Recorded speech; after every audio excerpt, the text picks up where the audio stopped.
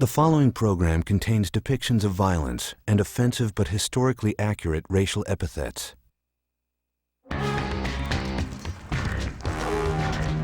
It is the summer of 1856. Slave catcher James C. Knox is tracking the escaped slave, Big Sandy.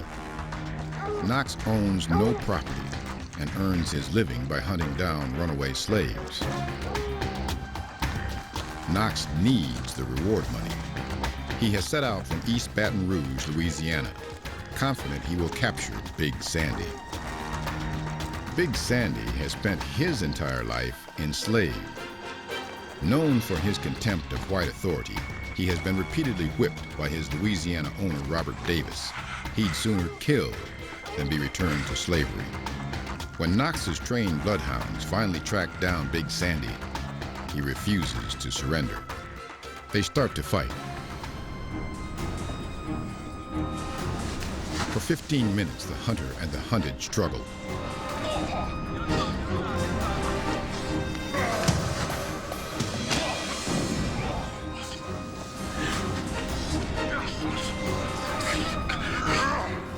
A final blow ends Big Sandy's dreams of freedom. James Knox fails to return Big Sandy alive and will not get paid. It's the cost of doing business when you're a slave hunter. Over a period of 300 years of slavery in America, slave owners would build a sophisticated structure to sustain this brutally corrupt and immoral system. A system of controls that began with militia, grew to include citizen patrols and slave hunters, and became so vast that by 1850, with the passage of the Fugitive Slave Law, every American was required to be a slave catcher.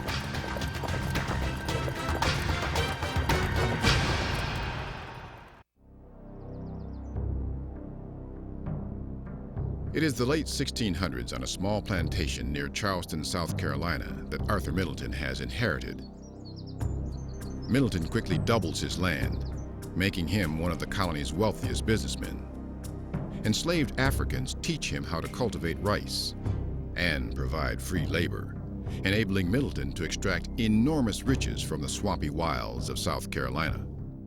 When some people talk about the creation of plantation society, I think about the creation of slave labor camps. That's what these are. The people are enslaved, they're laboring, and they're in a camp.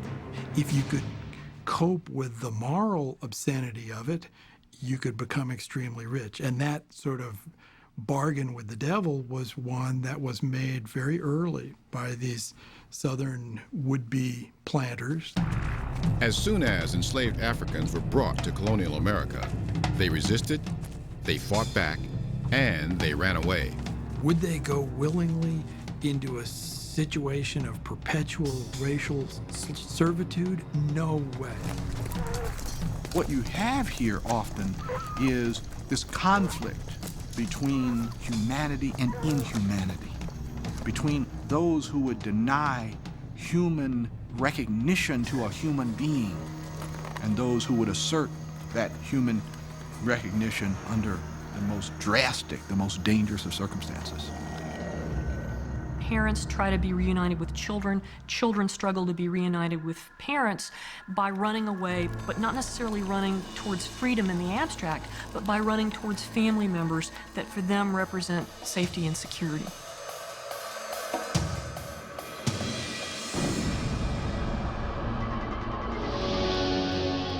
To stem the financial loss of slaves who escape, for whatever reason, South Carolina begins to experiment with different ways for catching them. At first, neighbors are asked to volunteer. Rewards are given to those who capture runaways.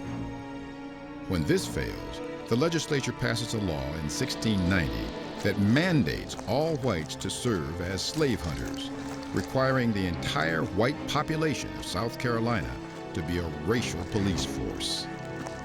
Those who refuse to serve are fined.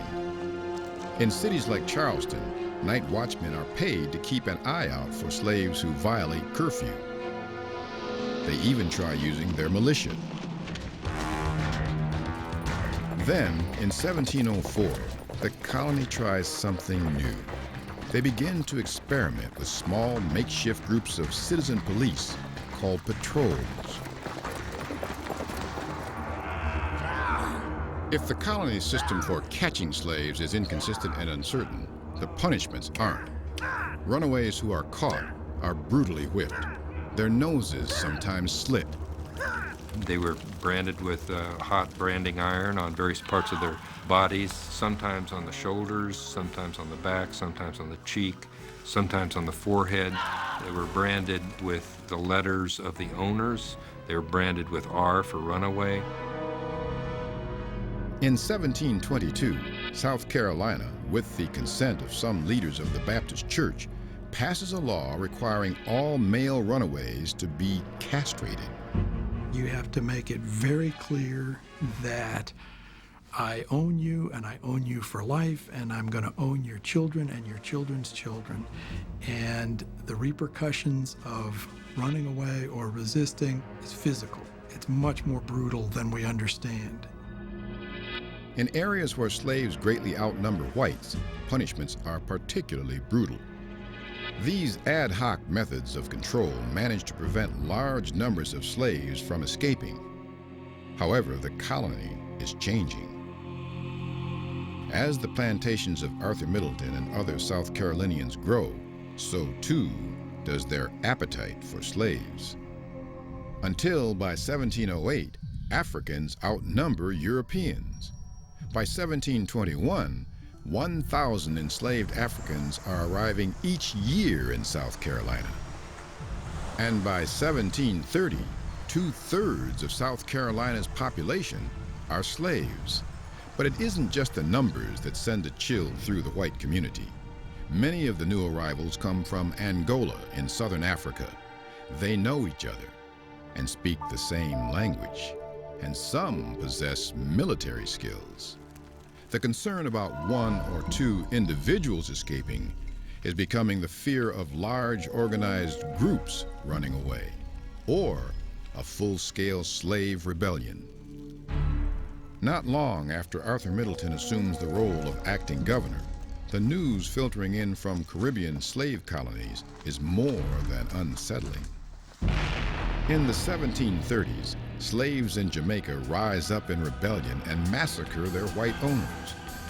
During the same time, Africans massacre 2,000 white families on St. John's Island, also in the Caribbean.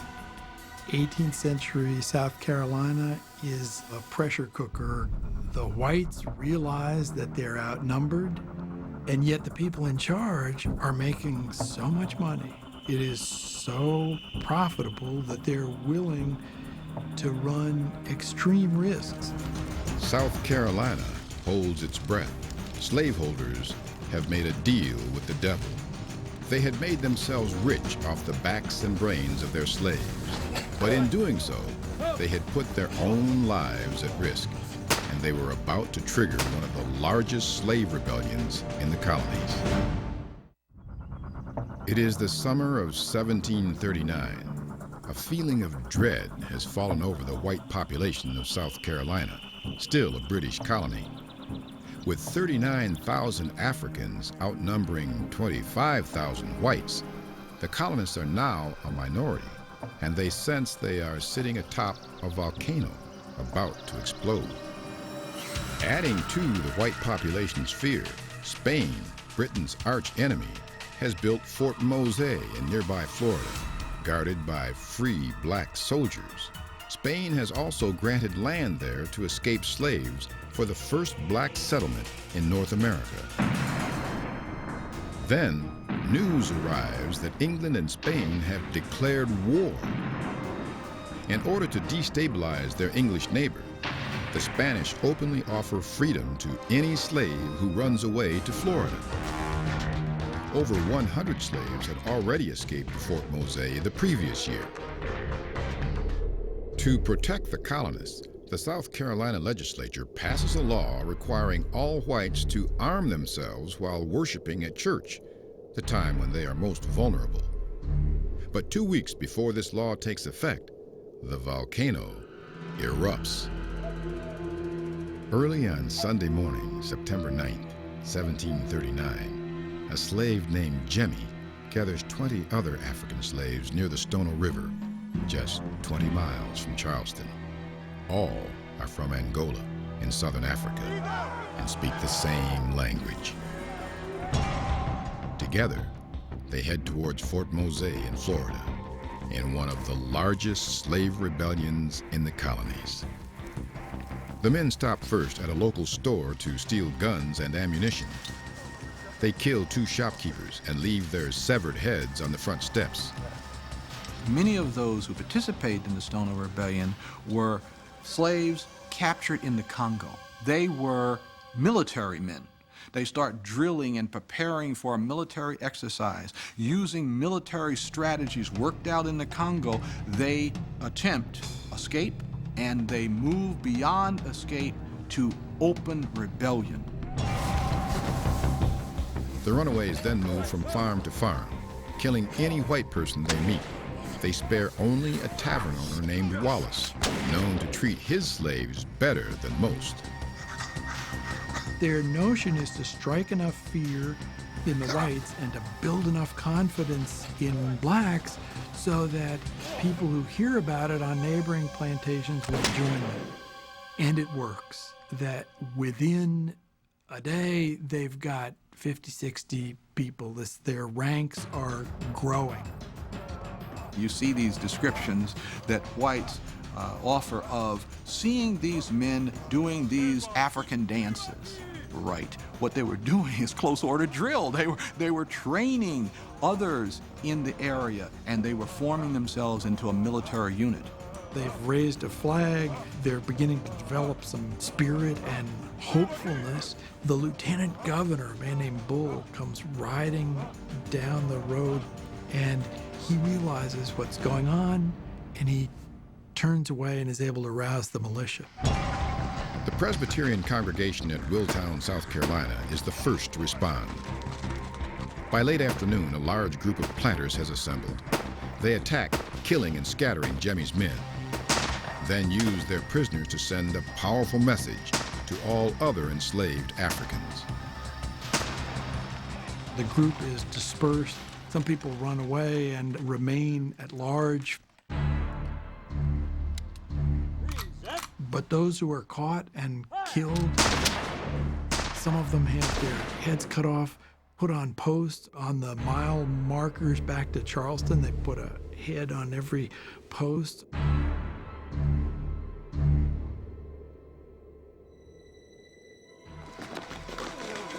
However, 30 rebels escape. Over the next month, the militias methodically hunt them down.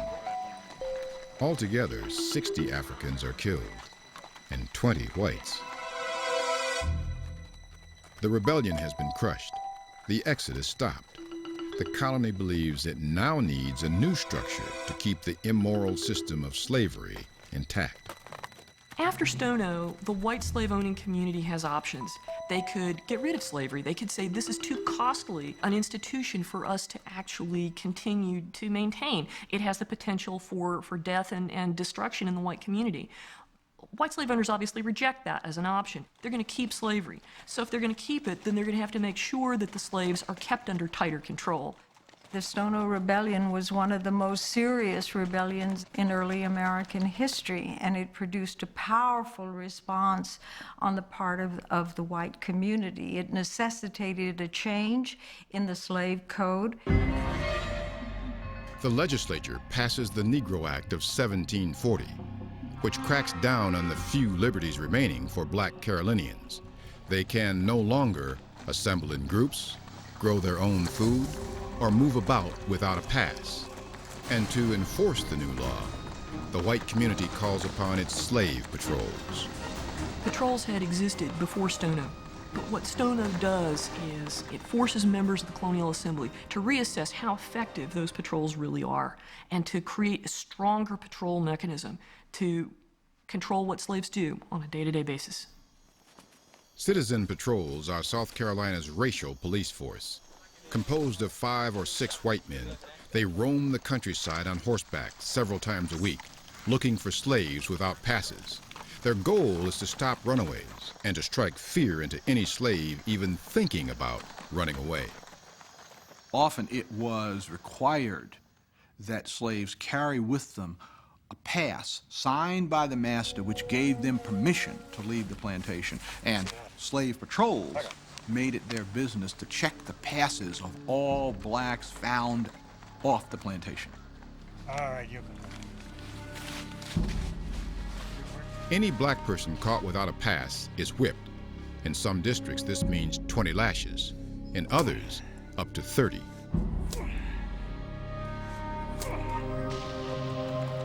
All white men in South Carolina, from poor subsistence farmers to wealthy plantation owners, are required to serve on slave patrols. The kinds of people who are involved in patrol work are typically of military age. That is to say, they're old enough to serve in the militia, some of whom are slave owners and some of whom are not. The patrols work at night when slaves are most likely to run away, and often ride dark horses to give them the advantage of surprise. The men carry flintlock muskets, whips, and binding ropes, but rarely bring along dogs, fearing their barks might give them away. The patrollers often stay out till dawn, searching for any gathering they fear might lead to a mass escape or another Stono rebellion. Slaves obviously have a lot to fear from slave patrols. They are effectively masters on horseback. And so for a slave, encountering a slave patrol is always a potential physical threat. The South Carolina government authorizes patrols to maim or kill any slave who dares to resist. Any owner whose slave is killed is reimbursed by the colony for his financial loss. The patrols also keep an eye on relations between slaves and poor whites.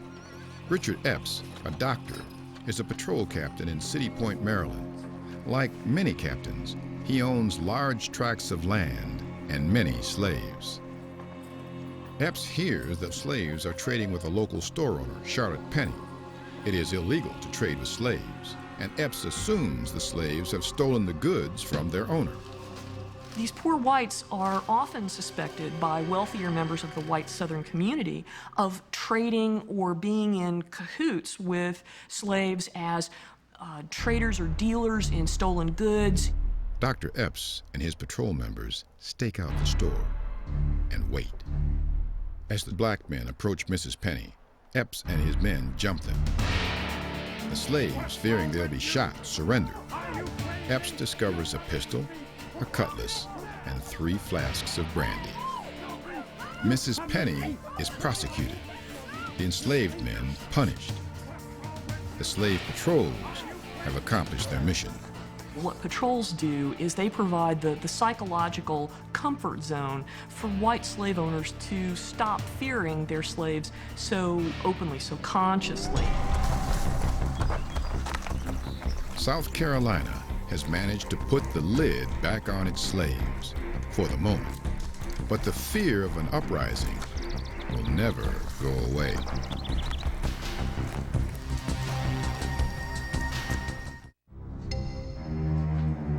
In 1739, news of the Stono Slave Rebellion races through the American colonies like a tornado. Every slaveholding society saw itself threatened by events like the Stono Rebellion, and so the effects were very widespread. Slave codes in every southern state were revised to reflect that growing anxiety over the fear of what 18th century slaveholders generally referred to as the contagion, the fear of a spread of slave rebellions. So they tightened the controls. The year after the rebellion, South Carolina requires that every militiaman serve on slave patrols, and that any woman who owns 10 slaves must provide a horseman. In 1753, North Carolina forms its first patrols. Tennessee strengthens theirs the same year. Until in time, every slaveholding state in the South has fashioned its own form of racial policing. The desire for freedom on the part of slaves is intensified, so they have to fine-tune this patrol system. They combine the militia system and the patrol system, and then they keep tinkering. Should we pay wages? Should you get exempt from militia duty if you're on the patrol? You can watch them experiment with it until they get something that they think will keep this system in place. Patrols in South Carolina are organized along the lines of beats. That is to say, they were military districts that were cut into subsections that were typically the size that one man could ride on horseback in a set number of hours. So it'd typically be no larger than, say, a 5 or 10 mile square area. As part of this beat, South Carolina law requires patrols to pay a surprise visit to every plantation at least once a month. Patrolman Foxhall Sturman recalled, "We were told to search Negro cabins and take everything which we found in them which bore a hostile aspect, such as powder, shot, etc. They also told us to apprehend every Negro whom we found from his home, and if he made any resistance or ran from us, to fire on him immediately, unless he could be stopped by other means." They also search for any evidence of literacy, books, pens, paper. If slaves can read, slaveholders understand, they will learn about freedom and how to escape. If a slave owner fails to control information on his farm, the slave patrol does, often with brutal violence. Grand jury presentments pointed to the fact that some patrol groups got drunk and indiscriminately beat slaves.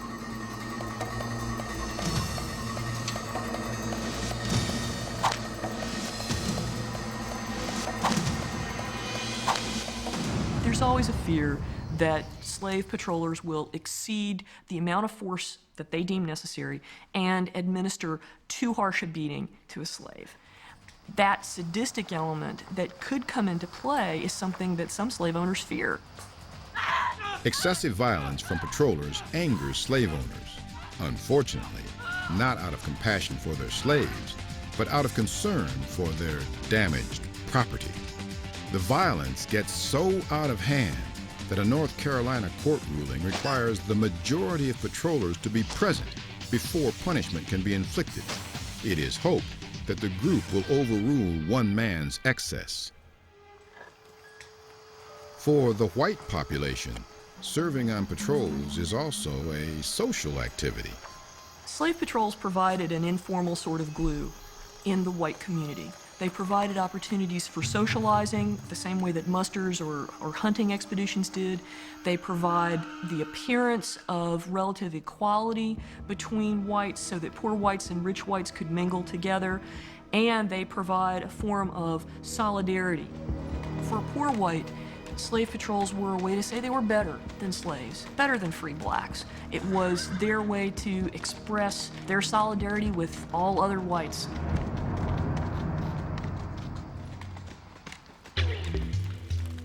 African Americans resist the patrols with great ingenuity. They learn to avoid routes that patrols use. They place lookouts to warn gatherings when they are approaching, and they devise tricks for avoiding patrols when they do appear.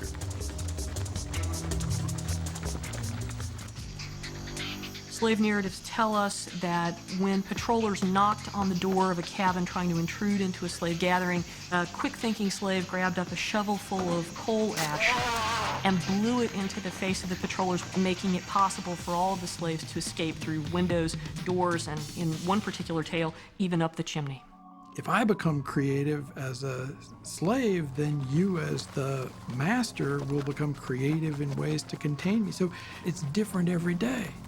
When one side adjusts their nightly routes for patrolling or escaping, the other side adapts too.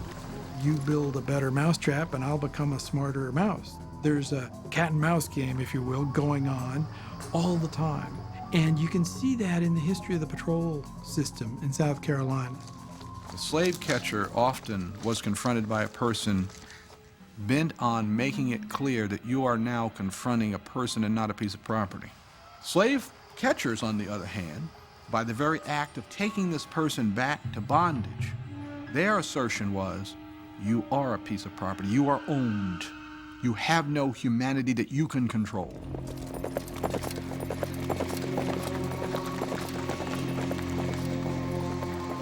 On a cool winter's evening in Alexandria, Virginia, the local patrol acts on a tip that slaves are frequenting a certain stretch of road.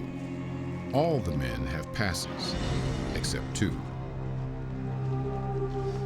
As they march the two slaves back for punishment, the patrol doesn't realize that the balance of power has now shifted.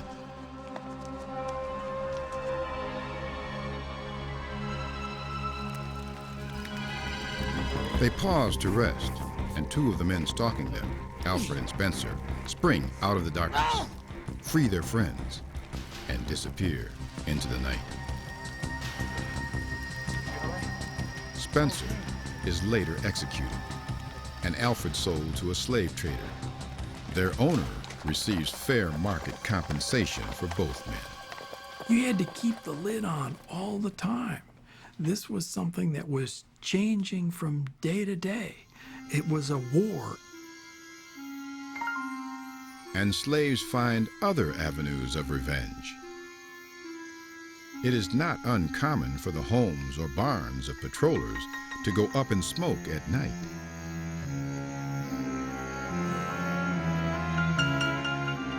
Patrollers known to be especially sadistic are common targets. So are the most vigilant patrol captains. Arson becomes so common that the American Fire Insurance Company of Philadelphia refuses to write fire insurance policies in slave states.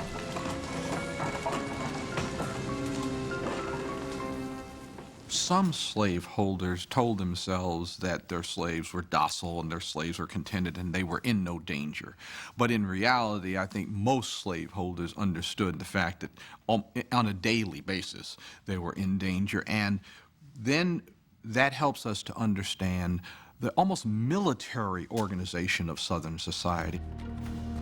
From generation to generation, whites have refined and passed along a system to control their slaves. And for the most part, it has kept rebellion at bay. Yet for some, the memory of the Stono Rebellion will not go away. Always there is that nagging anxiety, the nagging fear that somewhere, someday, a slave insurrection will be successful. On the eve of the American Revolution, whites have reason to be anxious, as their demands for liberty from Great Britain are echoing across the colonies.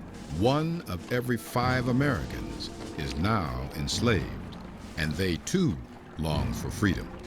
So you got this big contradiction. You have the same people who are saying we believe in freedom, those same people holding other people in slavery. And here comes the question, how do you justify this, what looks like hypocrisy? Well, one of the ways that America tried to justify it was by reaching to theories of race. And that is, we do believe in freedom, but only for certain people. And the calls for liberty are reaching other ears as well. But don't forget, slaves are hearing this too.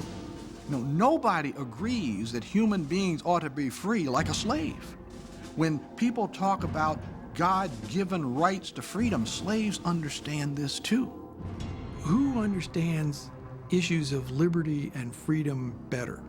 This enslaved worker or this Virginia planter living at Monticello? They both have a pretty good understanding of it. The freedom that African Americans demand will not only threaten the slaveholders' system for controlling slaves, it will threaten the existence of slavery itself.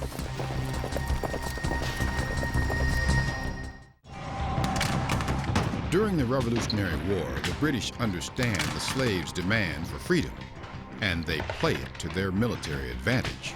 In November 1775, Lord Dunmore, British governor of Virginia, issues a proclamation aimed at the enslaved. The message is electric. Run away and fight with the British, and we will free you. George Washington predicts, if that man Dunmore is not crushed before the spring, he will become the most dangerous man in America.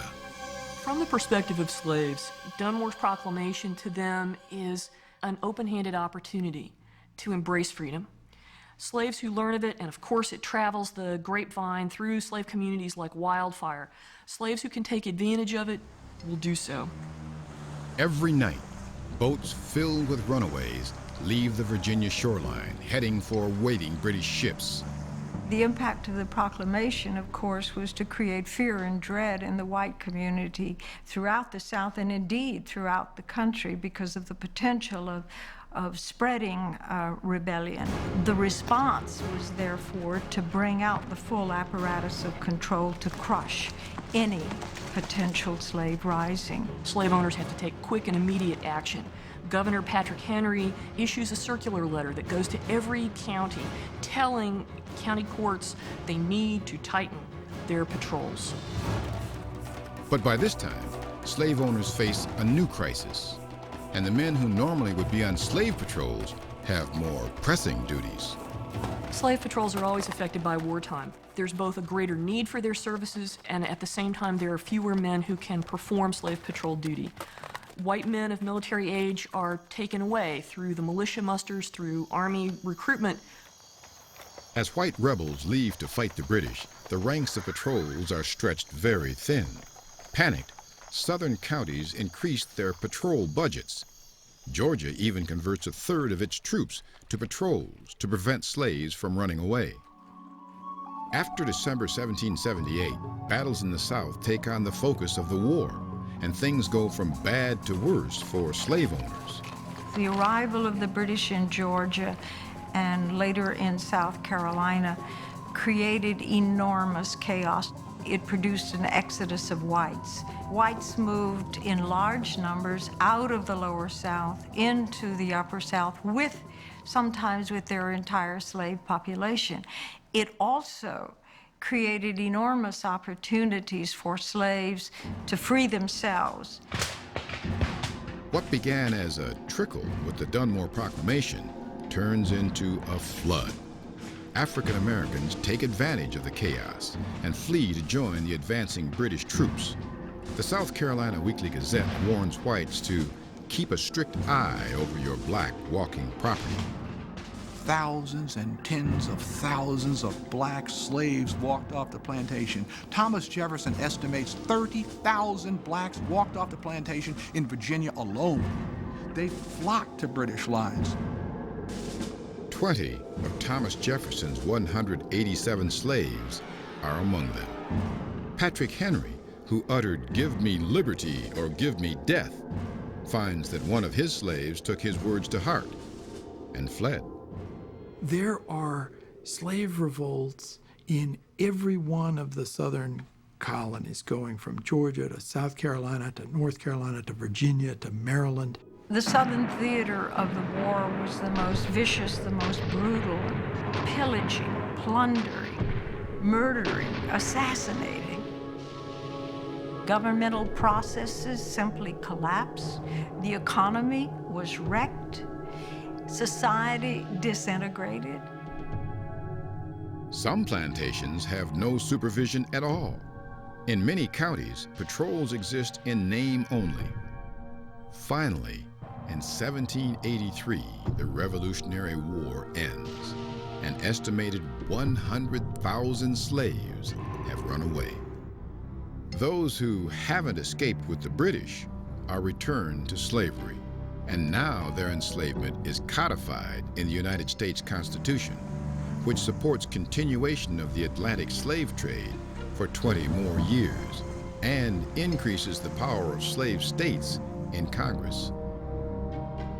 The enslaved population had waged a desperate, but in the end, an unsuccessful struggle for freedom. In the post-revolutionary period, we see a lot of evidence that the impetus that the revolution provided persisted. And as always, slave owners use every means to stop the flow of runaways. Robert Pringle, who was a merchant. He's writing to one of his merchant contacts in Portugal, and he's saying, on board this ship, I'm going to put a young black woman named Esther. She's 15 years old. She's a very good house servant. Her only problem is her mother and father live on a plantation outside of town, and she runs away to see them every chance she gets, and I can't stop it anymore.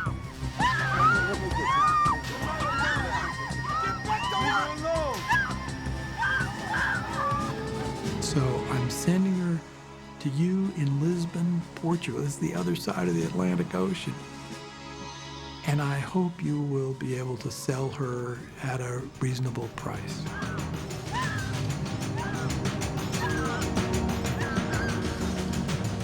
In the early 1800s, a prized field slave could bring $500, worth over $7,000 today.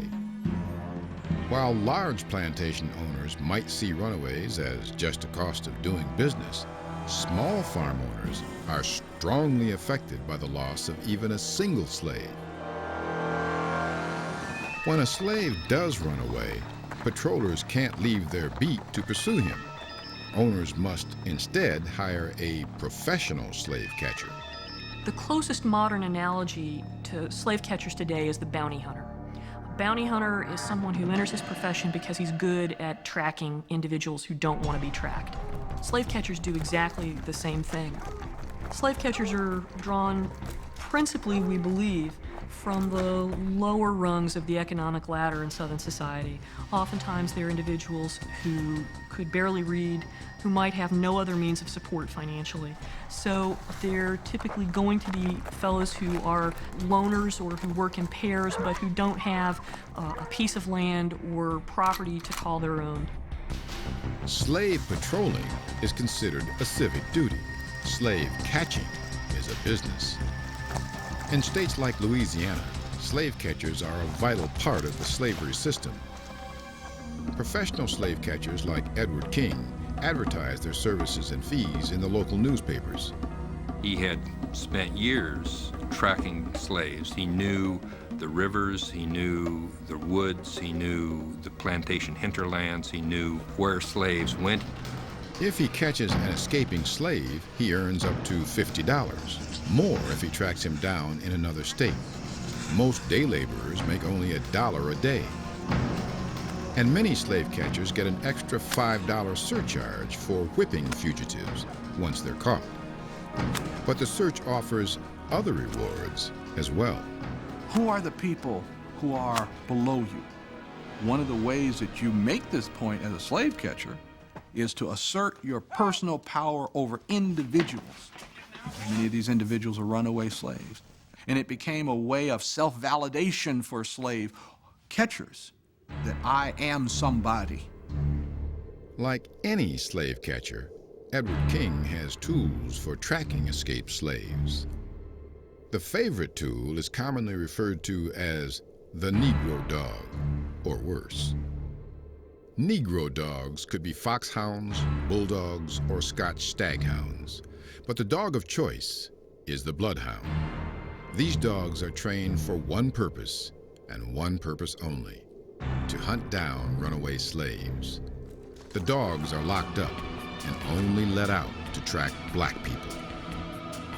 A well-known keeper of hounds was Zachary Taylor. Before being elected President of the United States, Taylor was a Louisiana slave owner who imported bloodhounds from Cuba, trained as Negro dogs. His dogs could tear a person to shreds in minutes. Slave catchers like David Turner of Hardeman County, Tennessee, pride themselves as masters of hounds. Turner boasts, "I have two of the finest dogs for catching niggers in the Southwest. They can take the trail 12 hours after the nigger has passed and catch him with ease. I am ready at all times to catch runaway niggers." But hunting with the dogs can also be recreational for the slave hunter. David Barrow of Louisiana confesses that he and his neighbors chase runaways with the zest of sport. As he related, They trailed a male slave about a mile, treed him, Made the dogs pull him out of the tree. Dogs tore him naked, took him home before the Negroes at dark, and made the dogs give him another overhauling. However, slave catching is usually deadly serious. Eugene Jardine advertises himself as a master of hounds. In the mid-1800s, Jardine is called to a nearby plantation owned by S. Cantrell in St. James Parish, Louisiana. Cantrell's field slave, Octave Johnson, has disappeared, striking yet another blow against the immorality of slavery. Like the vast majority of runaways, Johnson hasn't gone far. He's taken refuge in a nearby swamp, in a community of runaway slaves known as a maroon.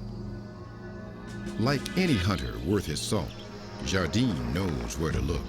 He heads into the dense Louisiana swamps, but when his dogs pick up Octave Johnson's scent, the hunter is in for a surprise. Octave Johnson, the fugitive, later recounted his escape. One day, 20 bloodhounds came after me. We killed 8, then we all jumped into the bayou. The dogs followed us and the alligators caught 6 of them. The alligators preferred dog's flesh to human flesh. But even the brutality of Negro dogs and slave catchers cannot contain what is about to explode.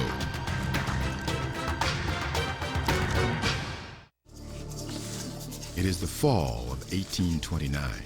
A small pamphlet is finding its way into the hands of free and enslaved black people. Its title, Walker's Appeal. Its author, David Walker, is a free black man, born in North Carolina, who flees to Boston. The appeal frightens the slaveholding population to its core. What David Walker is saying directly to slaves is, assert your manhood.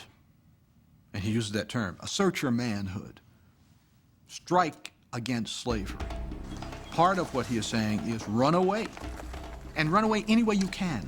Walker also urges the enslaved to murder their masters, saying, I do declare that one good black can put to death 6 white men. This is their worst nightmare. And it is being issued by a person outside the South that you cannot control. All across the South, whites have banned schools and outlawed literacy for African Americans to keep them from reading pamphlets like Walker's about rebellion and freedom. Information is power, and you want to keep them as ignorant as possible of everything outside the plantation. In December, authorities in Savannah, Georgia find and confiscate 60 copies of Walker's Appeal, smuggled in by a sailor. There developed through the 19th century a kind of an underground communication system. These are communications that were often carried by any African Americans who traveled. Boatmen and sailors became particularly important. And don't forget how important this was if you were planning an escape. For years, free black sailors from the North and from England have smuggled in literature about the outside world. In the 1820s, white Southerners tried to shut down this source of information by enacting what becomes known as the Negro Seaman Laws. When black sailors came into the various seaports in the South, one of the things that Southern authorities wanted to do is to isolate those sailors from the rest of the black community, free or slave. So in places like Charleston and New Orleans and a variety of southern seaport towns, many of these black sailors were put into jails for the period of time that they were in port. And those black sailors who are not locked up are often open game for slave hunters. The hunters kidnap the black sailors, even though they are free men, and sell them into slavery for a quick profit. Legislatures in Georgia, North Carolina, Mississippi, and Louisiana vote to ban Walker's Appeal. Rumors swirl that a $1,000 bounty has been placed on Walker's head. Within a year after his pamphlet first appears, David Walker is found dead on the doorstep of his Boston shop. Many in the black community think he's been murdered. Again and again, slaveholders attempt to quell the flow of information to the enslaved in the South, but they never quite succeed in plugging all the leaks. When slaves travel north with their owners, they bring back news of freedom with them. Many of these slaves traveling with their masters were housed in the Dumas Hotel, which became a place where masters put their slaves while they were in Cincinnati doing business. Well, the Dumas Hotel then becomes an important information center. Many of those free blacks with friends and relatives in slavery, and one of the things they want to know is, what do you hear from home? And the information that was passed back and forth becomes critical from the standpoint of encouraging runaways. Once information reaches the South, it is said to travel through the slave underground from plantation to plantation over 100 miles per week.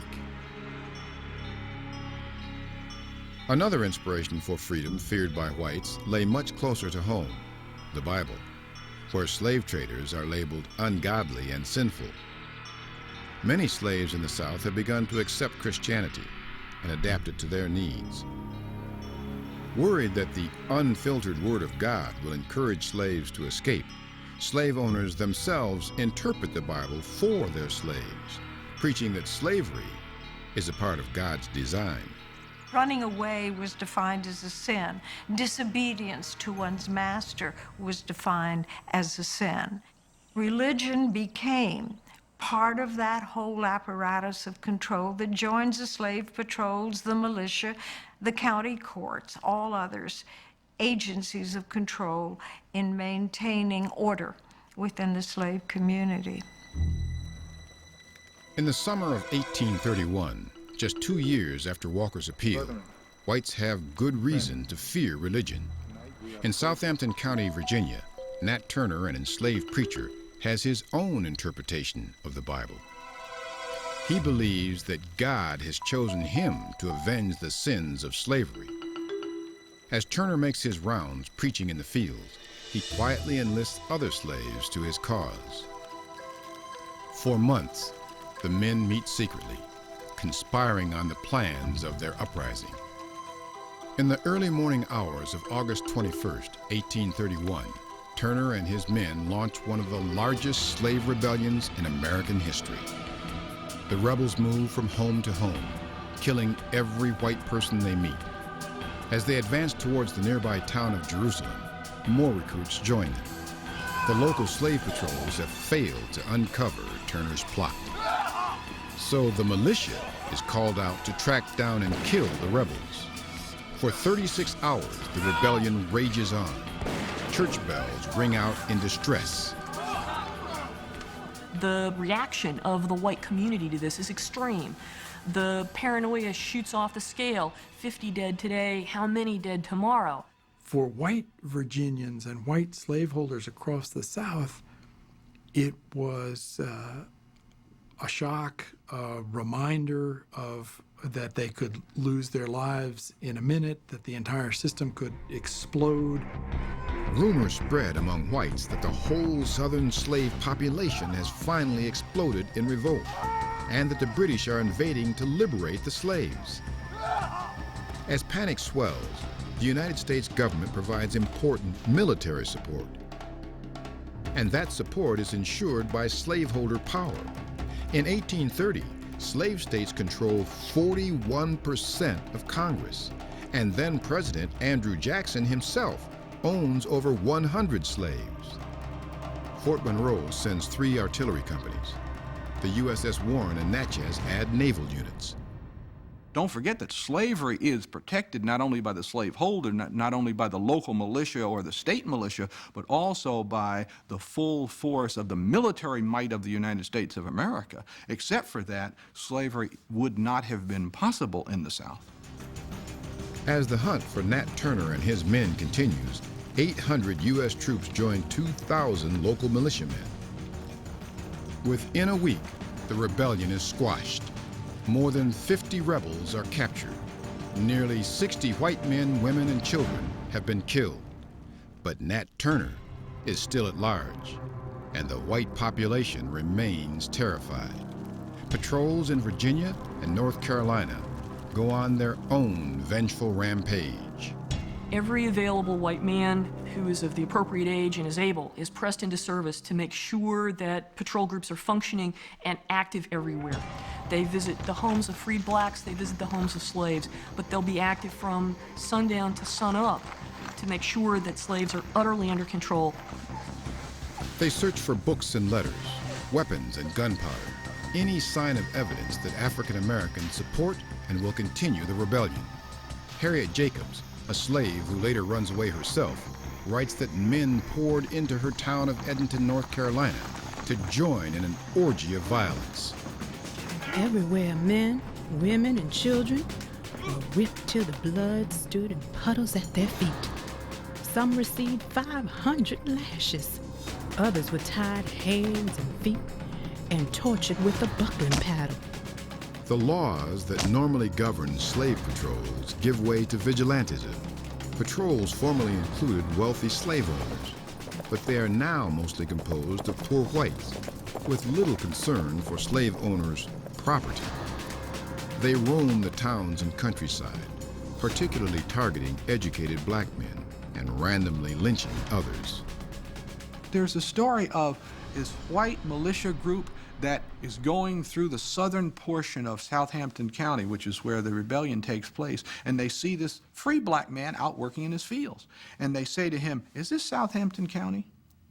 And he says, "Yes." They kill him.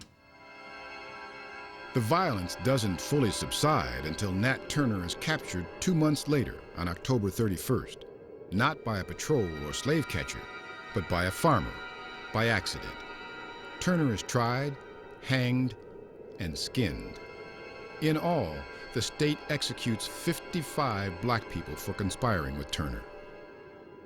The patrols murder another 200. Many have nothing to do with the rebellion.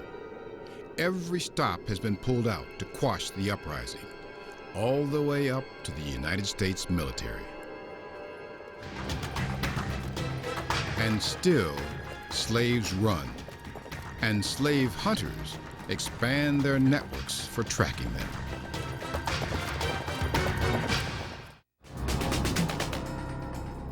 Nat Turner's 1831 slave rebellion stuns the nation and pushes the South's slave policing system to its limits.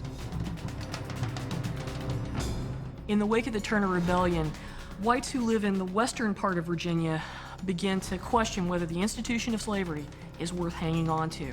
They start petitioning the legislature in Richmond, sending in petitions that say, let's abolish slavery, let's end slavery as an institution. There's a sense on the part of the white community that maybe this is an opportunity in disguise.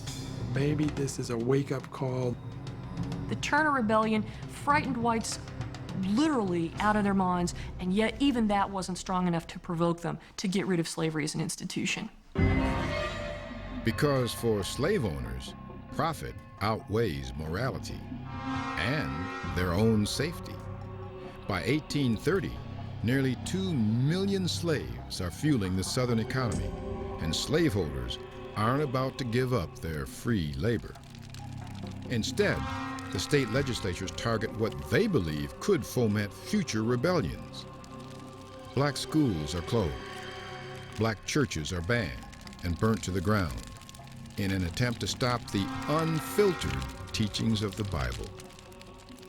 And slave patrols are ordered to punish any African American caught worshiping or singing hymns. Within a generation, the number of slaves in the South has climbed to over 3 million, and they are running away in ever-increasing numbers. A minimum number of slaves per year that ran away was 50,000. Just a continuous movement away from the plantation. It was almost a routine. Visitors to the South report that virtually every plantation owner has problems with escaping slaves. On the Moorville plantation in Louisiana, in 1 month in 1855, 10% of the slaves had run away. So many slaves run away that printers began to sell fill-in-the-blank wanted posters with the familiar runaway symbol. The stakes are getting higher. Runaways pose two kinds of threats to a slave owner. There's a psychic cost and there's a financial cost. The psychic cost is to the slave owner's myth, the slave owner's belief that all slaves are happy and contented. But the financial cost is also very real.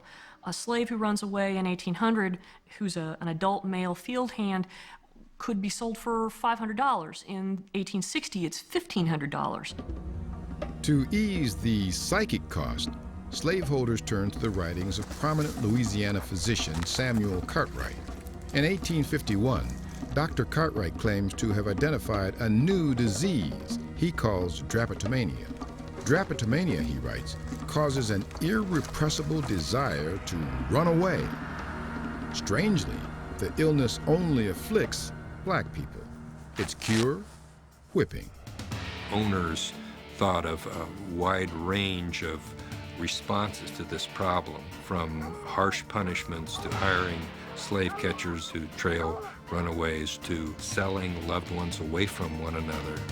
They were never able to control the plantation scene.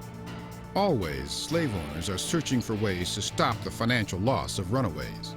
They threatened to sell runaways to the sugar plantations, where life was even more brutal. The prospect of being sold down the river, it was the prospect of being sold into a place where your life would not be long and being sold away from family. That was one of the things that slaves feared a great deal.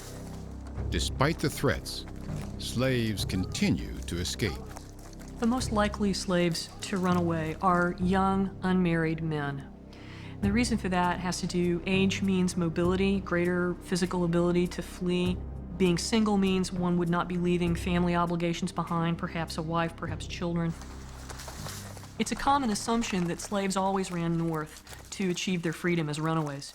But the reality is that slaves would run in whatever direction would best serve their purposes to get that freedom. By the 1840s, while most runaways are still hiding in the South, more and more are setting their sights on freedom in the North, aided at times by the Underground Railroad.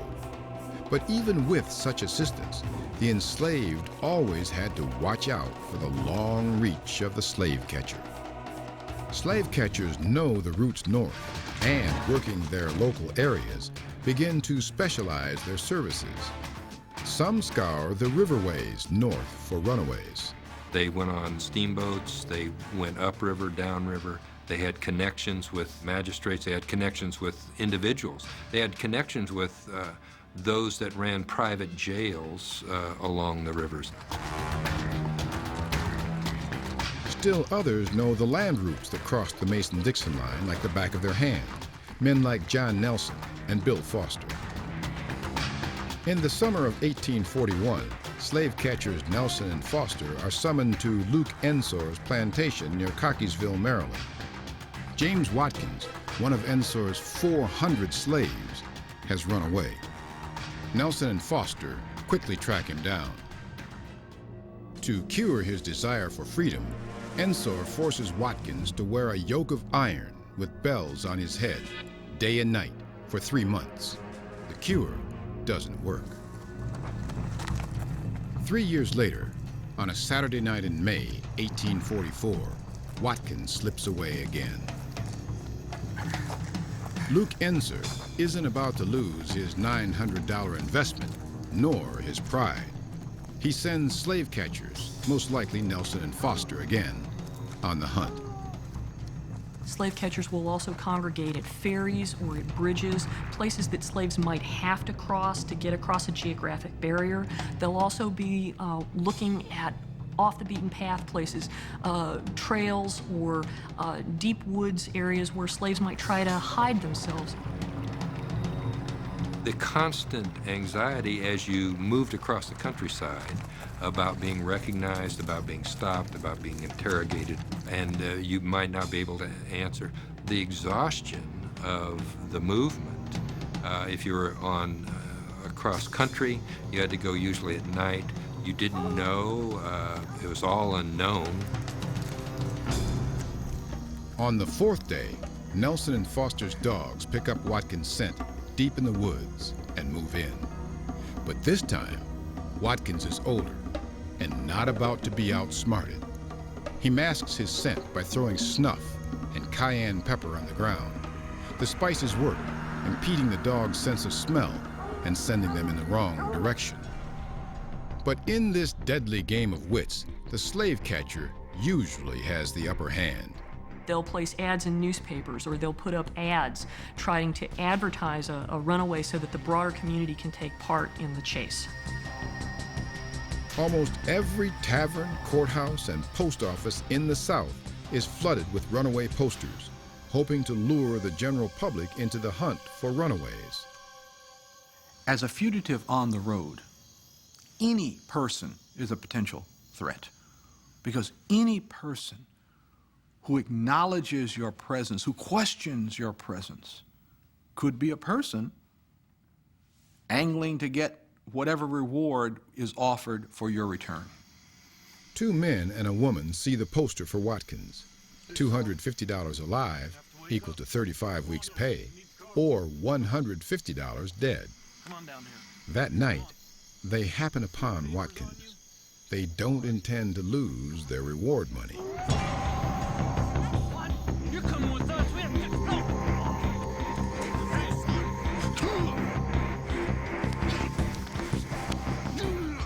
Watkins escapes and is eventually helped by an African-American man who directs him to others who can guide him to freedom.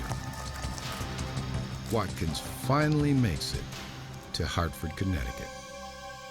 He is one of the lucky ones. Among the 50,000 slaves a year that ran away, probably not more than 1 or 2,000 made it to freedom in the North. But reaching the North didn't guarantee a slave's freedom. Watkins, like all runaways, was still a fugitive, and now a target for northern slave catchers, who are just as violent as southern slave catchers.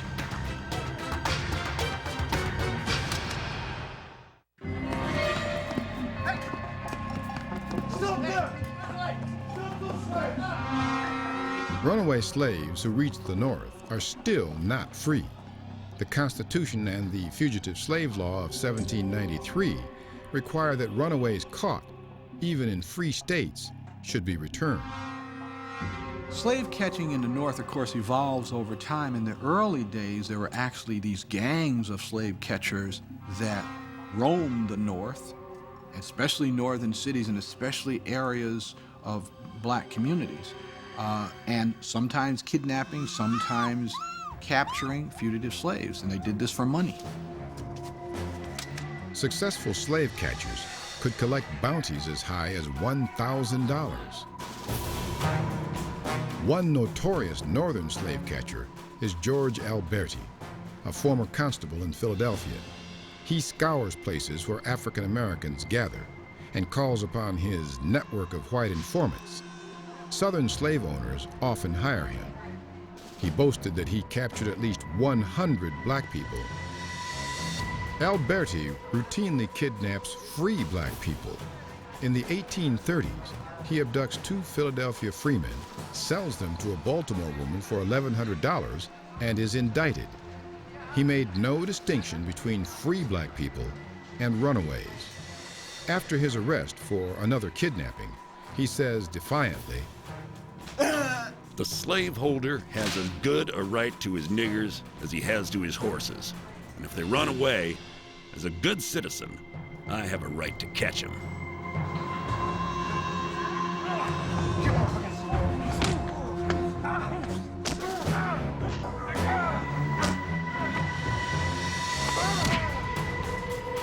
Another northern slave catcher is the Cannon Johnson Gang. It operates on the Maryland-Delaware border. The gang knows the routes that runaways take and often claims to be abolitionists, offering to help tired and lost runaways. Unusual, being led by a woman, Patty Cannon, the gang includes family members. For 15 years, they kidnapped black men, women, and children. The gang then frequently tortured their victims before returning them to their owners for the reward. Like Alberti, the Cannon Johnson Gang also kidnaps free black people. and sells them into slavery as well. But slave catchers aren't always successful. In the South, they were pitted against individual slaves. In the North, they faced hostile and protective African American and abolitionist communities. Abolition had begun among Quakers in the 1730s, and in the 1800s, other activists joined that movement. This was especially true in Boston. Boston is not a safe place for slave catchers to operate. When slave catchers were in town, there were posters that went up, they were advertised in the newspapers, all kinds of notifications to free blacks. There are slave catchers in town, beware. And almost instantly, blacks and sometimes whites formed as groups to protect fugitives. When a slave catcher is spotted, he is quickly followed and harassed by African Americans and white abolitionists. Announcements ring out from the pulpits of black churches.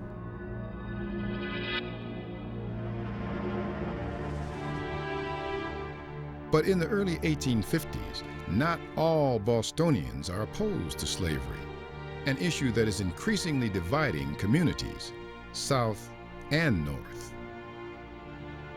In Boston, some prominent citizens even host Jefferson Davis, the future president of the Confederacy, on a speaking tour of the city. Many are profiting from the South's slave labor. No North, no South. They pack the famed Faneuil Hall to overflowing and repeatedly applaud Davis as he declares that agitation to African slavery, as he refers to it, is destructive to the Union, that the common bond must be maintained.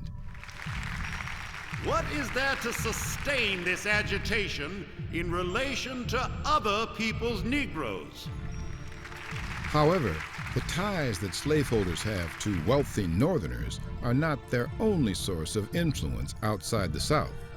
The power of slave owners from the period of the American Revolution to the Civil War was enormous. Slaveholders control most of the major committees in both houses of Congress.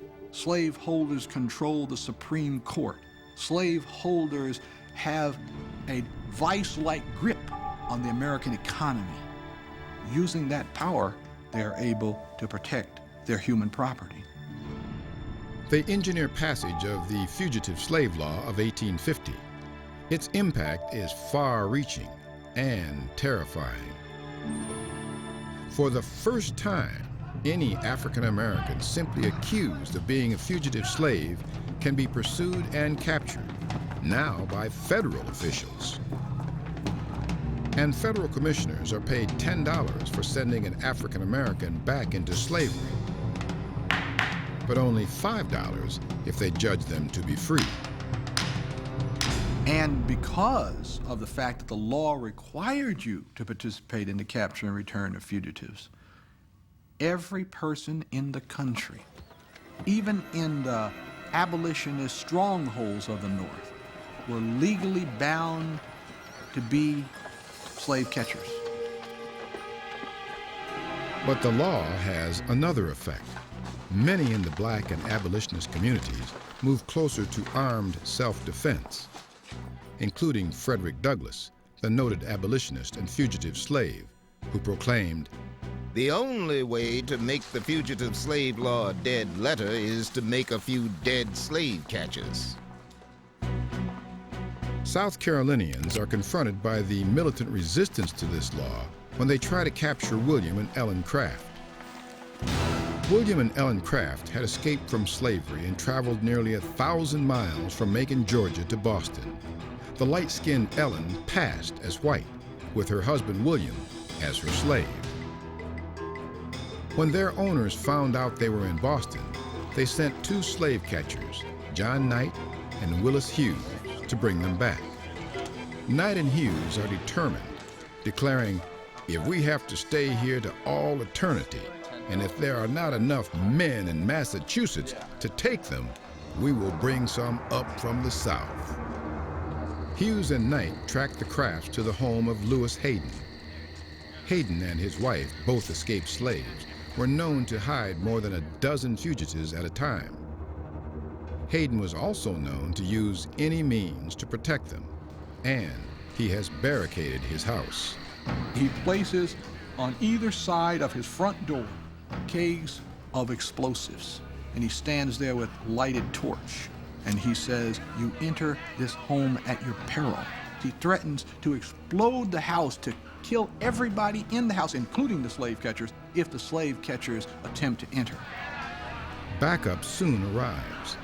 The Vigilance Committee, a group of mainly black Bostonians, rushes to the Hayden's house. The committee's activities were secret, but the group had successfully rescued other fugitive slaves. Together, they discourage the activities of the fugitive slave catchers and drive them out of the city. William and Ellen Craft are spirited away, eventually sailing to England and to freedom. Despite victories like the Crafts, the 1850 Fugitive Slave Act has a devastating effect on the black community. 15,000 black people flee the United States. In Boston, the 12th Street Baptist Church, one of the city's largest African-American churches, loses fully 1/3 of its congregation. Though the ranks of the resistors have been drained, their spirit remains. This is the Boston of 1854, when Anthony Burns, an escaped slave from Virginia, is tracked to the city by his owner, Charles Suttle.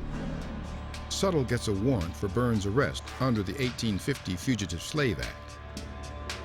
He hires the infamous Asa Butman, a former Boston constable and now a federal marshal.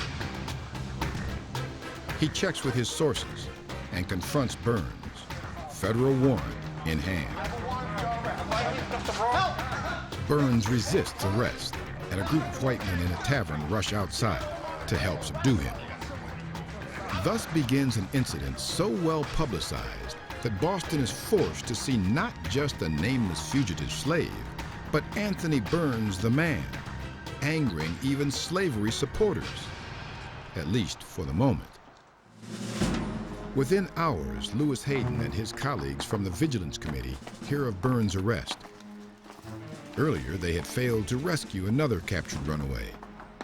Now they vow to make their stand with Anthony Burns.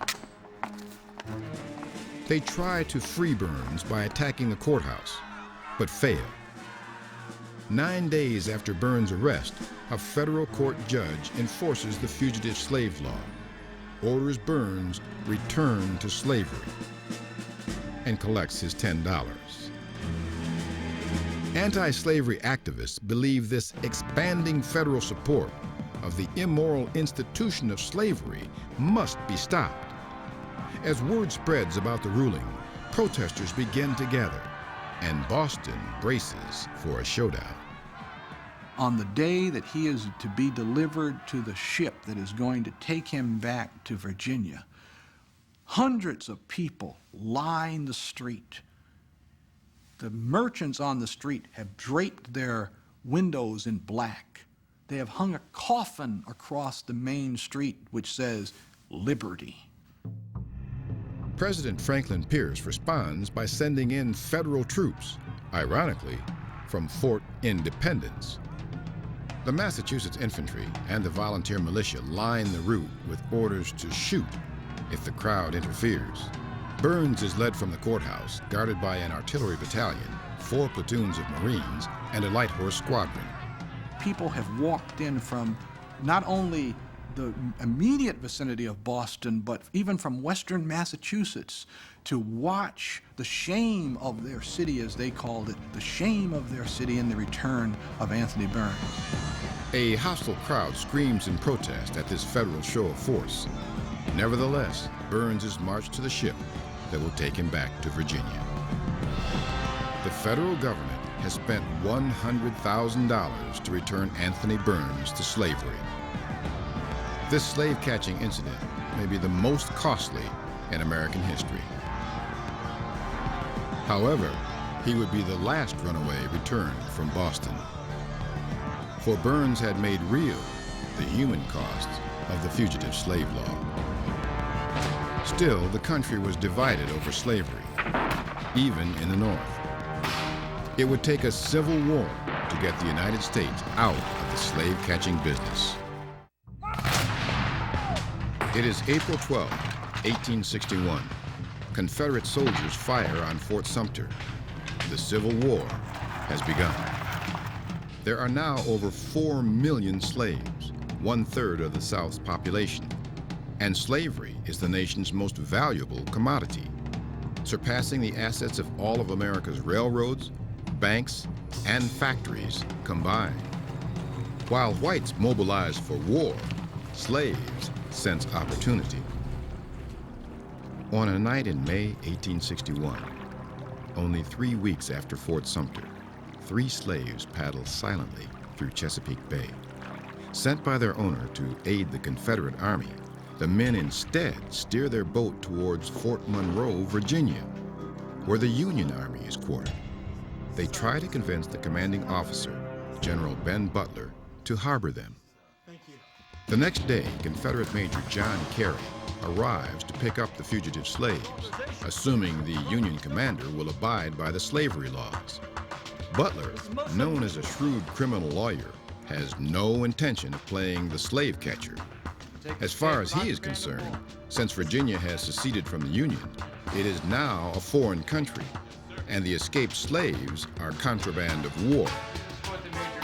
He refuses to hand them over, and instead gives them refuge. Overnight, news of General Butler's action races through the slave underground network. 3 days later, 59 more runaways of all ages arrive at the fort. The following day, even more arrive as contraband. It's time to come up out of Egypt. All that year, Union forces attack and blockade southern towns up and down the Atlantic coast. Whenever the Union troops appear, slaves meet them and turn themselves in, just as their ancestors had done with the British during the Revolutionary War. As Union troops came into an area, the idea of freedom was so intoxicating that hundreds and then thousands of slaves ran away to Union line. And these were, in a sense, not runaways. They were African Americans freeing themselves.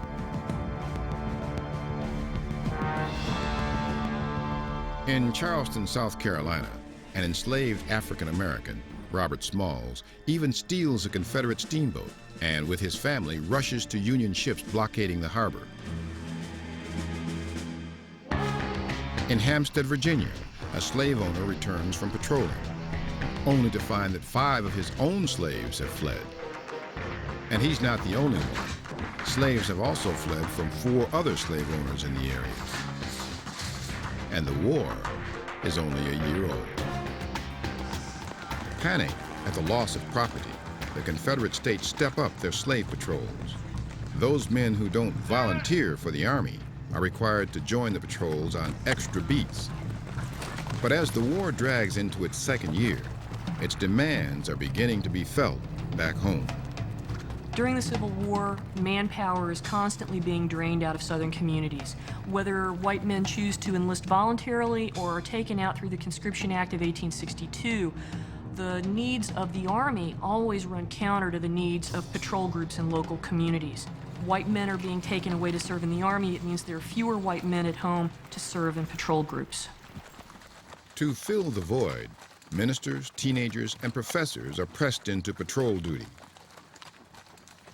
The 20 Negro Law is enacted, requiring slaveholders with more than 20 slaves to stay home to guard them.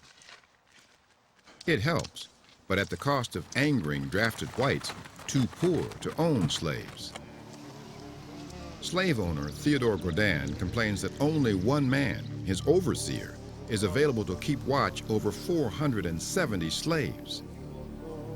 In North Carolina, an exasperated Colonel Keat pulls 3 Confederate infantry and 2 Confederate cavalry companies to stop runaways. It doesn't do much good.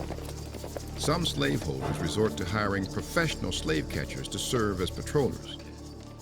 But as the Confederacy's currency becomes worthless, any pay becomes meaningless. Not only the value of currency, but also 2 centuries of illusions are being destroyed.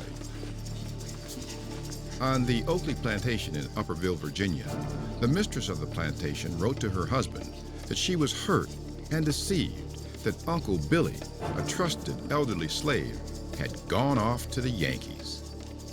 You find letters, accounts by former slaveholders who are apparently shocked that their former slaves leave the plantation.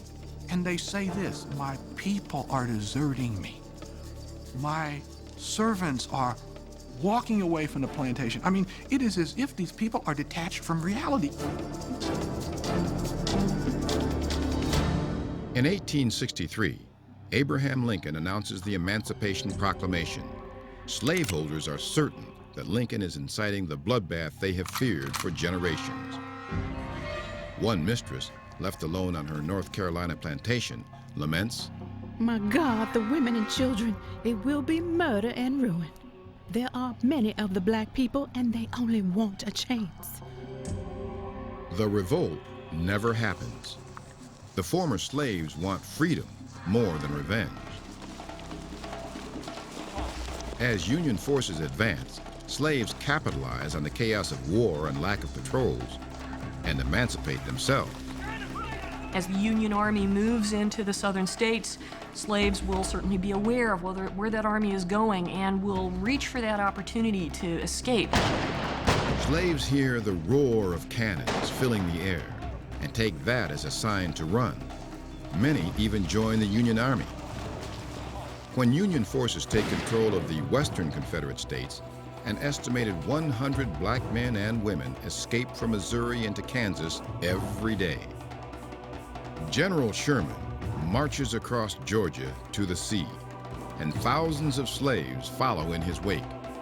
As many as 15,000 slaves flee during the first 9 months of the Union occupation of Georgia. In town after town, whites plead with community leaders to appoint more patrols. As the war comes to a close, defeated Confederate soldiers begin to return home, but their society has already broken down. The system that the South had carefully built up over generations to control its slaves has crumbled. But that system would soon be reborn in an even more violent form.